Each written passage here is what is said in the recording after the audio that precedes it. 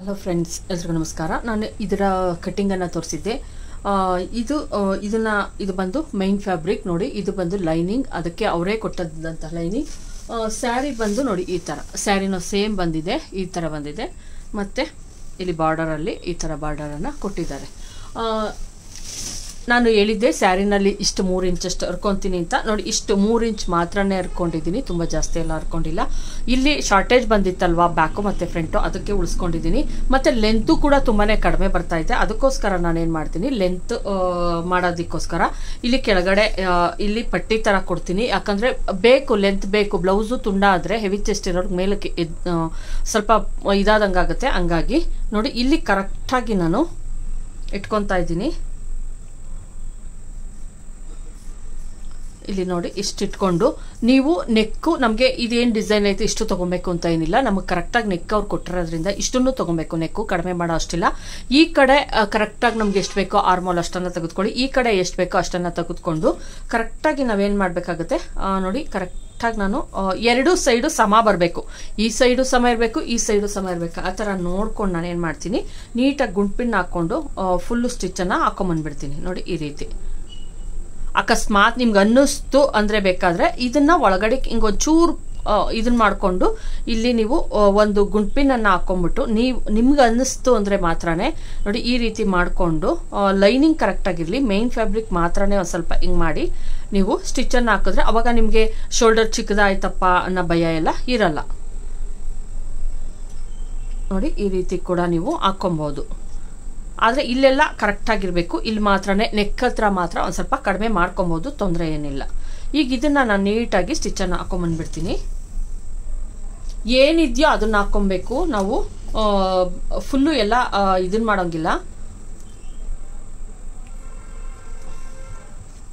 ನೋಡಿ, ಇಲ್ಲಿಂದ ಕರೆಕ್ಟಾಗಿ ಹಾಕೊಂಬರ್ತೀನಿ ನಾನು.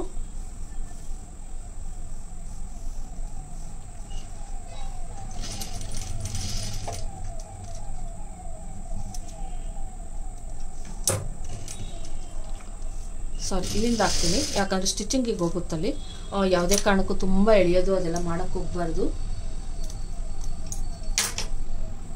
ನೆಟ್ಟಾಗಿರೋದ್ರಿಂದ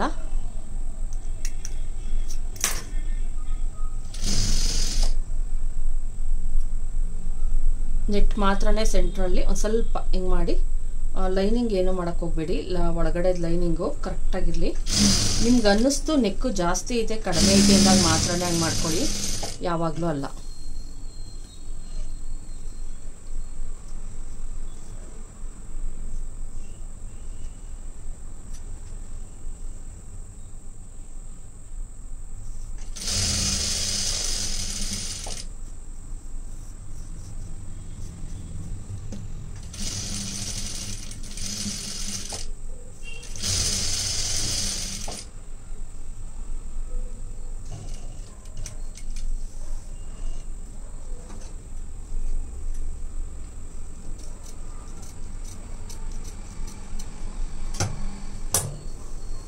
ನಾನಿಲ್ಲಿ ಎಕ್ಸ್ಟ್ರಾ ಬಟ್ಟೆಯನ್ನು ಕೊಟ್ಟಿದ್ದೆ, ಅವಶ್ಯಕತೆ ಏನೂ ಕಾಣಿಸ್ಲಿಲ್ಲ ನನಗೆ.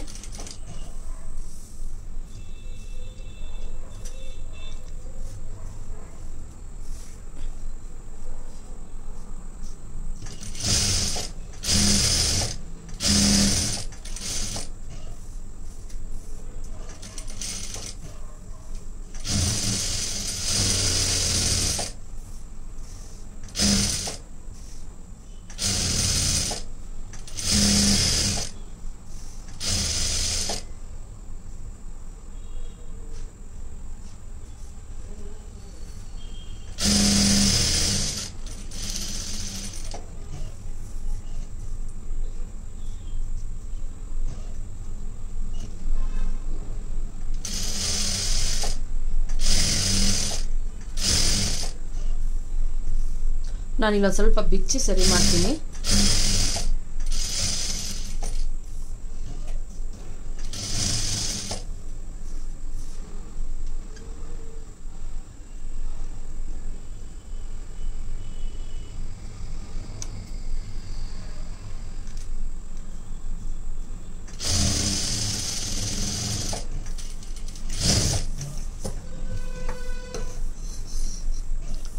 ಏನು ಎಕ್ಸ್ಟ್ರಾ ಇದೆಯೋ ಇದನ್ನೆಲ್ಲ ನೀಟಾಗಿ ಕಟ್ ಮಾಡಿ ತೆಗೆದುಬಿಡೋಣ. ನಮ್ಗೆ ಎಷ್ಟು ಬೇಕೋ ಅಷ್ಟೇ ಸಾಕು.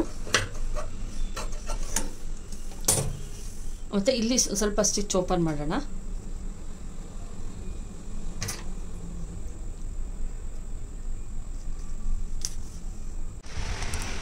ಇಲ್ಲಿ ನೆಕ್ಕನ್ನು ನಾನು ಒಂದು ಸ್ಟಿಚ್ ಹಾಕ್ಕೊತಾ ಇದ್ದೀನಿ. Full stitch ಹಾಕ್ಕೊಂಬಿಟ್ಟೆ. ಸ್ಟಿಚ್ ಹಾಕ್ಕೊಂಡು ಒಂದು 1/2 ಇಂಚ್ ಬಿಟ್ಬಿಟ್ಟು ಕಟ್ ಮಾಡ್ಕೊಳ್ಳೋಣ.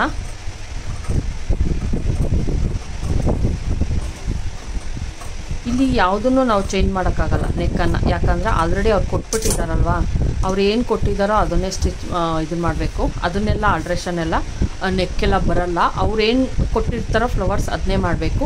ಇದಕ್ಕೆ ಈಗ ನೆಕ್ಕಿಗೆ ನಾವು ಈ ಥರ ಬರೋ ಥರ ನೋಡಿಕೊಂಡು ನಾವೇನು ಮಾಡೋಣ, ಇದನ್ನು ಕೊಡೋಣ, ಪಟ್ಟಿಯನ್ನು ಕೊಟ್ಕೊಂಬಿಡೋಣ. ಇದರೊಳಗೆ ನಾನು ಕಟ್ ಮಾಡ್ಕೊತಾ ಇದ್ದೀನಿ. ಬ್ಯಾಕಲ್ಲಿ ಕ್ಯಾನ್ವಾಸ್ ಯೂಸ್ ಮಾಡೋಣ, ಫ್ರಂಟಲ್ಲಿ ಮಾತ್ರನೇ.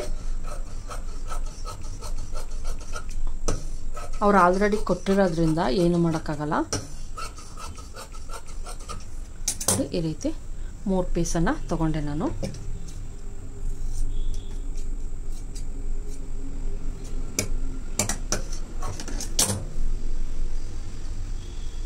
ಕ್ಲೀನಾಗಿ ಇಟ್ಕೊಳ್ಳಿ. ಹಿಂಗೆ ಒಂದ್ರ ಮೇಲೆ ಒಂದು ಪ್ಲಸ್ ಥರ ಇಟ್ಕೊಂಡು ನೀಟಾಗಿ ಸ್ಟಿಚ್ ಹಾಕ್ಕೊಂಬಿಡಿ.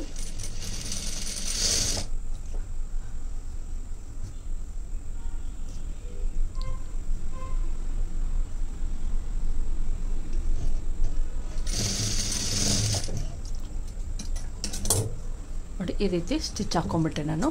ಈಗ ಇದನ್ನು ಕ್ಲೀನಾಗಿ ಕಟ್ ಮಾಡೋಣ.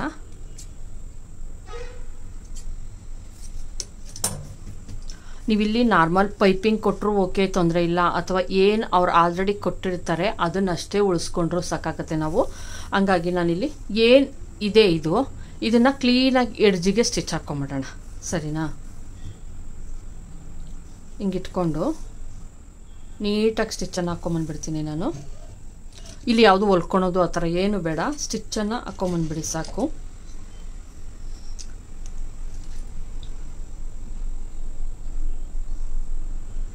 ನೀವು ಉಲ್ಟಾಯಿಂದನೂ ಹಾಕ್ಕೊಂಬರ್ಬೋದು. ನಾನು ಆಲ್ರೆಡಿ ಸ್ಟಿಚ್ ಹಾಕಿರೋದ್ರಿಂದ ಹಿಂಗೆ ಕೂಡ ಸಿಗುತ್ತೆ ನಿಮಗೆ ಎಡ್ಜು. ಹಂಗಾಗಿ ಹಿಂಗೂ ಕೂಡ ಹಿಂಗೆ ಕೈಯಲ್ಲಿ ಹಿಂಗೆ ಟಚ್ ಮಾಡಿದ್ರೆ ಗೊತ್ತಾಗುತ್ತೆ ನಿಮಗೆ.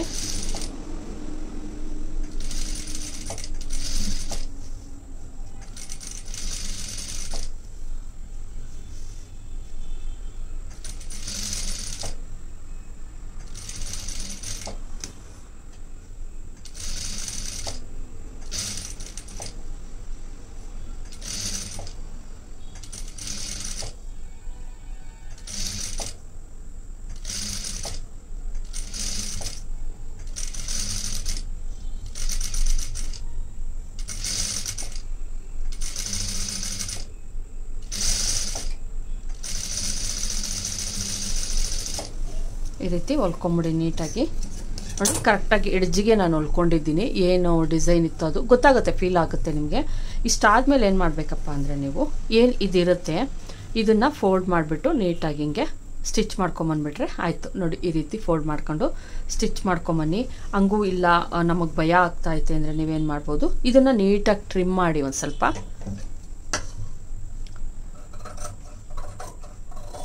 ಅಷ್ಟೇ, ತುಂಬ ಅಲ್ಲ, ತುಂಬ ಎಡ್ಜಿಗೆಲ್ಲ ಕಟ್ ಮಾಡಿಬಿಡಬೇಡಿ.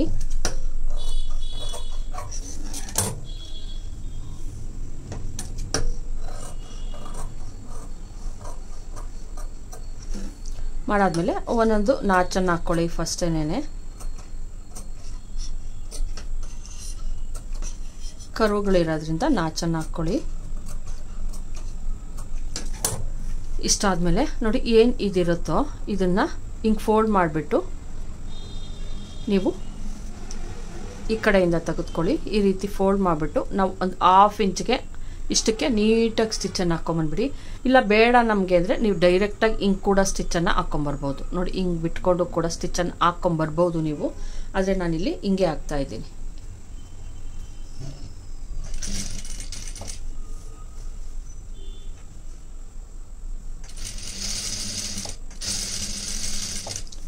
ನೀಟಾಗಿ 1/2 ಇಂಚ್ಗೆ ಸ್ಟಿಚ್ಚನ್ನು ಹಾಕ್ಕೊಂಬಿಡಿ.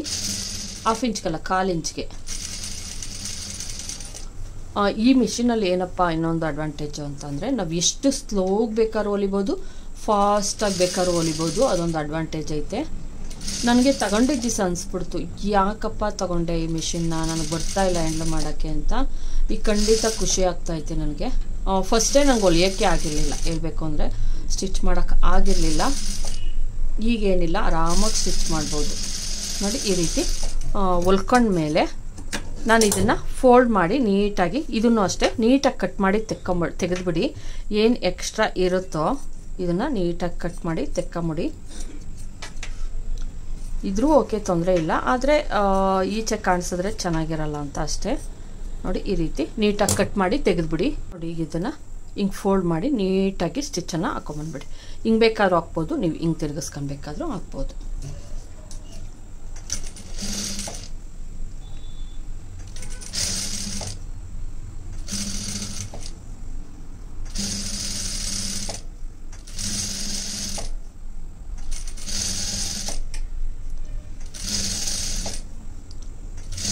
ನಾನು ಇದಕ್ಕೆ ಯಾವುದೇ ಕ್ಯಾನ್ವಾಸನ್ನು ಯೂಸ್ ಮಾಡಿಲ್ಲ. ಕ್ಯಾನ್ವಾಸಿನ ಅವಶ್ಯಕತೆ ಕಾಣಿಸ್ಲಿಲ್ಲ ನನಗಿದಕ್ಕೆ ನೆಕ್ಕಿಗೆ.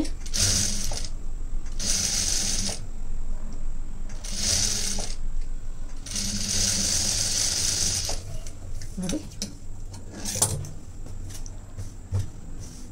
ಇದು ಸ್ಟಿಫಾಗೇ ಇರುತ್ತೆ ನೋಡಿ. ಫ್ರಂಟ್ ಪಾರ್ಟು ರೆಡಿ ಆಯಿತು.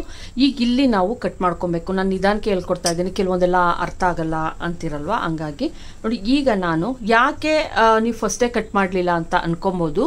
ನಾನು ಯಾಕೆ ಕಟ್ ಮಾಡಲಿಲ್ಲ ಅಂದರೆ, ಆವಾಗಲೇ ಕಟ್ ಮಾಡಿಬಿಟ್ಟಿದ್ದಿದ್ರೆ ಅಷ್ಟು ಚೆನ್ನಾಗಿ ಇದು ಬಂದು ಲೈನ್ ಇದಾಗಿರೋದ್ರಿಂದ, ನೆಟ್ಟಾಗಿರೋದ್ರಿಂದ ಕಾಣಿಸ್ತಾ ಇತ್ತು. ಈಗ ನಾನು ಇಲ್ಲಿ ಶೇಪನ್ನು ಕಟ್ ಮಾಡಿ ಸ್ಟಿಚ್ ಮಾಡೋದ್ರಿಂದ ಸ್ಟಿಚ್ ಒಳಗಡೆಗೆ ಹೋಗುತ್ತೆ, ಇಲ್ಲಿ ಯಾವುದೇ ಸ್ಟಿಚಿಂಗ್ ಕಾಣಿಸಲ್ಲ. ಹಂಗಾಗಿ ನೀಟಾಗಿ ಇಟ್ಕೊತಾ ಇದ್ದೀನಿ. ಇಲ್ಲಿ ನೆಕ್ ಎರಡೂ ಕರೆಕ್ಟಾಗಿರೋ ಥರ ನೋಡ್ಕೊಳ್ಳಿ.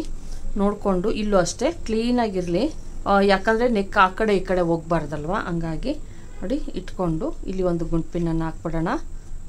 ಇಲ್ಲೂ ಅಷ್ಟೇ ಗುಂಡ್ಪಿನ್ನನ್ನು ಹಾಕ್ತಾ ಇದ್ದೀನಿ.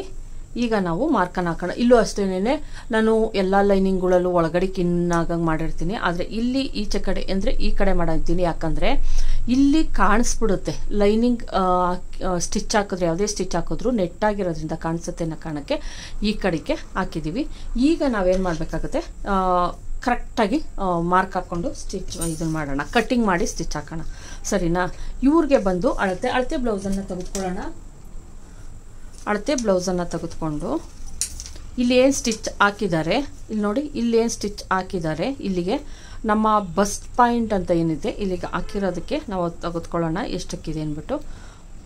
ಓಕೆ, 4.5 4.5 ಪ್ಲಸ್ ಬಂದು 5 ಇಂಚು ಸ್ಟಿಚಿಂಗಿಗೆ ಒಳಗಡೆ ಹೋಗಿದೆಯಲ್ಲ, ಹಂಗಾಗಿ 5 ಇಂಚು. ಇಲ್ಲಿ ನಾನು 5 ಇಂಚಿಗೆ ತುಂಬ ಜಾಸ್ತಿ ಆಗುತ್ತೆ ಅನಿಸುತ್ತಪ್ಪ, ನಾನು 4.5ಗೆ ತೊಗೊತೀನಿ. ನೋಡಿ ಇಲ್ಲಿಗೆ ಹಿಂಗೆ ಮಾರ್ಕ್ ಮಾಡ್ತಾ ಇದ್ದೀನಿ. ಮತ್ತು ಇಲ್ಲಿಗೆ ನೀಟಾಗಿ ಇದನ್ನು ಹಿಂಗೆ ಶೇಪನ್ನು ತಂದುಬಿಡೋಣ. ಇಲ್ಲಿ ಒಂದು ಸ್ವಲ್ಪ ನೋಡ್ತಾ ಇರ್ಬೋದು, ಸ್ವಲ್ಪ ಜಾಸ್ತಿ ಆಗಿದೆ ಇದು. ಈಗ ಇದನ್ನು ಕಟ್ ಮಾಡೋಣ. ನೀಟಾಗಿ ಕಟ್ ಮಾಡ್ತಾ ಇದ್ದೀನಿ. ಇದೇನು ಶೇಪ್ ಇದೆಯೋ ಇದನ್ನು ಕಟ್ ಮಾಡೋಣ. ಕಟ್ ಮಾಡಿಬಿಟ್ಟು ಇಲ್ಲಿ ಒಂದು ಸ್ವಲ್ಪ ಈ ಥರ ಕೊಡ್ತೀನಿ ನೋಡಿ, ಈ ರೀತಿ ಕೊಡೋಣ.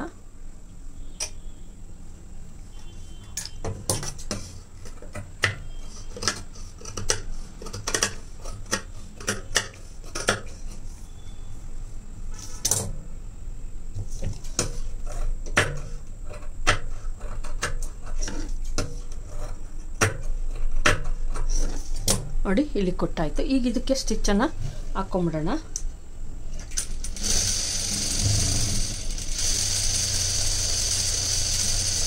ನಾವು ಕೆಳಗಡೆಗೆ ಪಟ್ಟಿ ಕೊಡಬೇಕು, ಆಮೇಲೆ ಕನ್ಫ್ಯೂಸ್ ಮಾಡ್ಕೊಂಬೇಡಿ, ಕೆಳಗಡೆಗೆ ಪಟ್ಟಿ ಕೊಡಬೇಕು ನಾವು, ಯಾಕಂದರೆ ಇಷ್ಟು ಲೆಂತ್ ಸಾಲಲ್ಲ. ನೋಡಿ ಈಗ ಇದಾಯಿತು. ಇಲ್ಲೂ ಅಷ್ಟೇ ನೀಟಾಗಿ ಸ್ಟಿಚ್ ಹಾಕ್ತೀನಿ. ಈ ಥರ ಬ್ಲೌಸ್ ಕೊಟ್ಟಾಗ ಸೇಮ್ ಮೆಥಡ್ ಫಾಲೋ ಮಾಡಿ, ಇಲ್ಲಾಂದರೆ ಬ್ಲೌಸ್ ಫುಲ್ಲು ನಮಗೆ ಗೊತ್ತಾಗಲ್ಲ ಯಾವ ರೀತಿ ಸ್ಟಿಚ್ ಮಾಡಬೇಕು ಅಂತ. ಇದು ನೀಟಾಗಿ ಸ್ಟಿಚ್ ಹಾಕ್ಕೊಳ್ಳಿ.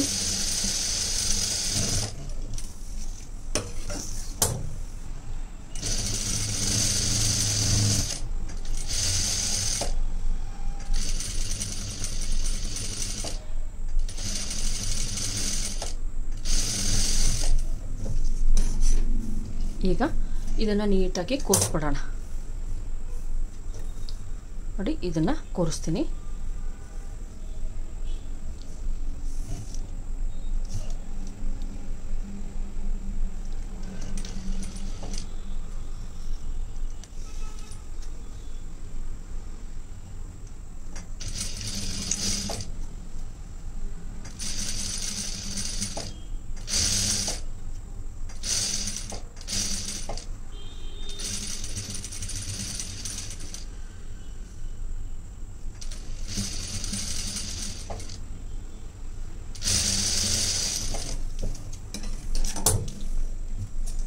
ನೋಡಿ ಇಲ್ಲಿ ಏನು ನಮಗೆ ಚೆಸ್ಟಿಗೆ ಬೇಕಾಗಿತ್ತೋ ಅದು ಸಿಕ್ತು.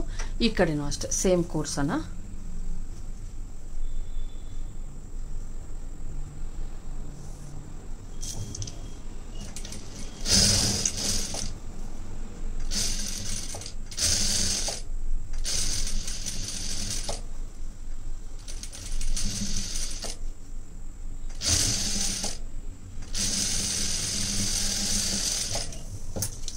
ಇದನ್ನ 2 ಸ್ಟಿಚ್ಚನ್ನು ಹಾಕಿ, ಇದಕ್ಕೆ 2 ಸ್ಟಿಚ್ಗಳನ್ನು ಹಾಕಿ, ಅವಾಗ ನಮ್ಮದು ಕ್ಲೀನಾಗಿ ನೋಡಿ ಕಪ್ಸು ಬಂದೈತೆ. ಈಗ ಎರಡು ಸ್ಟಿಚ್ಗಳನ್ನು ಇದಕ್ಕೆ ಇನ್ನೊಂದು ಸ್ಟಿಚ್ಚನ್ನು ಹಾಕ್ತೀನಿ. ನೋಡಿ ಇಲ್ಲಿ ಏನು ನಮಗೆ ಕಪ್ಸ್ ಬೇಕಾಗಿತ್ತೋ ಅದು ಸಿಕ್ತು. ಇಲ್ಲಿ ನಾನು ಯಾವುದೇ ಕಪ್ಸನ್ನು ಹಾಕಿಲ್ಲ, ಹಂಗೂ ಕೂಡ ಕಪ್ಸ್ ಎಲ್ಲ ನೀಟಾಗಿ ಬಂದಿದೆ. ಮೇಲ್ ಬೇಕು ಅಂದರೆ ಸ್ಟಿಚ್ ಹಾಕೊಬೋದು, ಆದರೆ ನಾನು ಯಾವುದೇ ಸ್ಟಿಚ್ಚನ್ನು ಹಾಕ್ತಿಲ್ಲ. ಯಾಕಂದರೆ ಇಲ್ಲಿ 2 ಸ್ಟಿಚ್ಚನ್ನು ಹಾಕಿದ್ದೀವಲ್ಲ ಸಾಕಾಗುತ್ತೆ. ಇಲ್ಲಿ ಏನು ಮೇಲೆಲ್ಲ ಸ್ಟಿಚ್ ಅವಶ್ಯಕತೆ ಏನೂ ಇಲ್ಲ. ನೆಟ್ಟಾಗಿರೋದ್ರಿಂದ ನಾನು ಯಾವುದೇ ಸ್ಟಿಚ್ಚನ್ನು ಹಾಕ್ತಾ ಇಲ್ಲ. ಈಗ ಏನು ಮಾಡಬೇಕಾಗುತ್ತೆ, ನಾವು ಕೆಳಗಡೆಗೆ ಪಟ್ಟಿಯನ್ನು ಕೊಡಬೇಕು. ಇಲ್ಲಿಗೆ ಪಟ್ಟಿಯನ್ನು ಕೊಡೋಣ. ಇದಕ್ಕೋಸ್ಕರ ನಾನು ಏನು ಸೇಮ್ ಕಲರ್ ಇತ್ತು ಅದನ್ನು ತೆಗೆದುಕೊಂಡಿದ್ದೀನಿ. ನೋಡಿ ಇಲ್ಲಿ ಒಂದು ಇದನ್ನು ಹಿಂಗೆ ಹೊಲಿದು ಒಳಗಡೆಗೂ ಕೂಡ ಇನ್ ಮಾಡ್ತಾ ಇದ್ದೀನಿ. ಪಟ್ಟಿ ಥರ ಕೊಡ್ತೀನಿ ನೋಡಿ. ಇದು 1 ಇಂಚಷ್ಟು ಎಕ್ಸ್ಟ್ರಾ ಹೆಚ್ಚಿಸ್ಕೊಳ್ಳೋಣ ನಾವು. ಬೇಕು ಅಂದರೆ ನಾವು ಇದಕ್ಕೆ ಒಂದು ಸ್ವಲ್ಪ ಸ್ಟಿಫ್ ಆಗಿರೋದು ಏನಾದರೂ ಕೊಡ್ಬೋದು ಬಟ್ಟೆಯನ್ನು.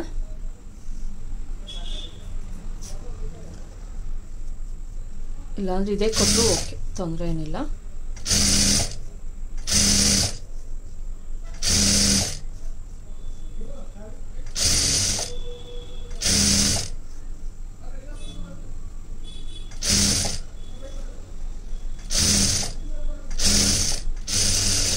ಬ್ಯಾಕಲ್ಲಿ ಬೇಡ, ಫ್ರಂಟಲ್ಲಿ ಮಾತ್ರ. ಯಾಕಂದರೆ ಫ್ರಂಟಲ್ಲಿ ನಮ್ಮ ಚೆಸ್ಟ್ ಇರುತ್ತಲ್ಲ ಅದು ಎತ್ಕೊಂಡಂಗೆ ಆಗುತ್ತೆ. ಹಂಗಾಗಿ ನಾನು ಇಲ್ಲಿ ಏನು ಮಾಡ್ತೀನಿ, ಇಲ್ಲಿ 1/2 ಇಂಚ್ಗೆ ನೋಡಿ ನೀಟಾಗಿ ಹಿಂಗೆ ಸ್ಟಿಚ್ ಹಾಕೊಂಡ್ಬಿಡ್ತೀನಿ ಸ್ಟಾರ್ಟಿಂಗ್.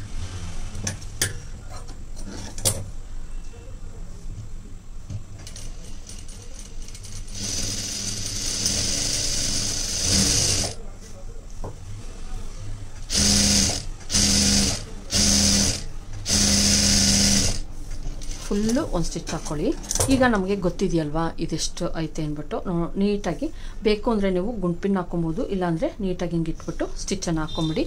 ಇಲ್ಲಿ ನಮಗೆ ಪಟ್ಟಿ ಥರ ನೋಡಿ, ಇಲ್ಲಿ ಪಟ್ಟಿ ಥರ ಸಿಗುತ್ತೆ. ಇಲ್ಲಿ ಇಲ್ಲಾಂದರೆ ಇಲ್ಲಿ ಹಿಂಗೆ ಇಟ್ಕೊಂಡೆ ನೀವು ಹಾಕ್ಕೊಂಬರ್ಬೋದು.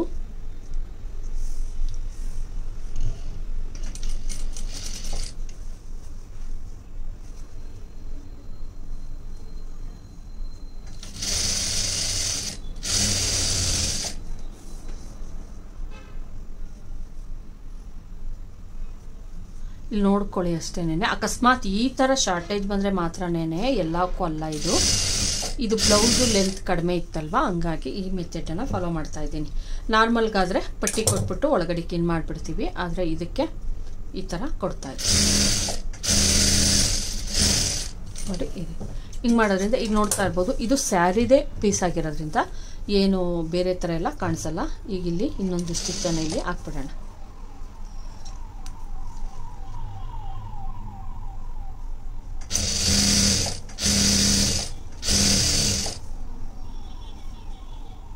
ನೋಡಿ ನಮ್ಮ ಫ್ರಂಟ್ ಪಾರ್ಟ್ ಫುಲ್ಲು ರೆಡಿ ಆಯಿತು.